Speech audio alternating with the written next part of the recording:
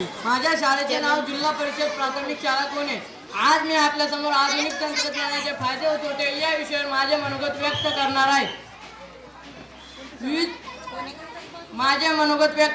आहे। आजचे युग हे तंत्रज्ञानाचे युग आहे। माणसाने आपले जीवन अधिक सरळ, सोपे व सुखकर बनवण्यासाठी अनेक शोध लावले, विविध प्रकारचे तंत्रज्ञान विकसित केले। विविध प्रकारची वाहने, यंत्रे, टीव्ही, संगणक, मोबाईल, रेडिओ, उपग्रह यासारख्या तंत्रज्ञानातून विकसित झालेल्या वस्तू आज आपल्यासाठी अतिशय आवश्यक झाल्या आहे।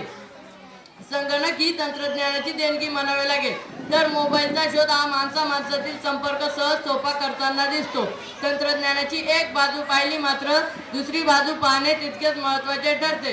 विविध प्रकारचे कारखाने, मालवाहतुकीची साधने यातून प्रदूषणाची भीषण समस्या संपूर्ण जगापुढे उभी राहिली। मोबाईल, संगणक, टीव्ही इत्यादींच्या जाळ्यात अडकून माणूस माणसापासून दूर होऊ लागला आहे। तो यंत्राच्या आहारी गेलेला दिसतो। आज मानवासाठी तंत्रज्ञान की तंत्रज्ञानासाठी मानव असा प्रश्न पडला आहे। पण तंत्रज्ञान निर्माणही माणूसच करतो आणि ते वापरतोही माणूसच। त्यामुळे तंत्रज्ञानाचा वापर चांगल्या कामासाठी करायचा की वाईट गोष्टींसाठी हे मानवानेच ठरवायला हवे। जर मानवाने भान ठेवून चांगल्या कामासाठी तंत्रज्ञानाचा वापर केला तर ते मानवासाठी एक वरदान ठरेल। प्रत्येक नाण्याला दोन बाजू असतात, त्याचप्रमाणे प्रत्येक कृतीचे चांगले आणि वाईट परिणाम असतात।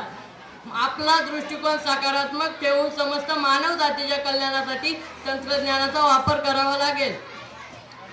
समस्त मानव जातीच्या विनाशासाठी प्रयोगशाळेत जैविक अस्त्रेही निर्माण केली जातात, तर कोरोना सारख्या महामारी नष्ट करण्यासाठी त्यावर लसही विकसित केली जाते।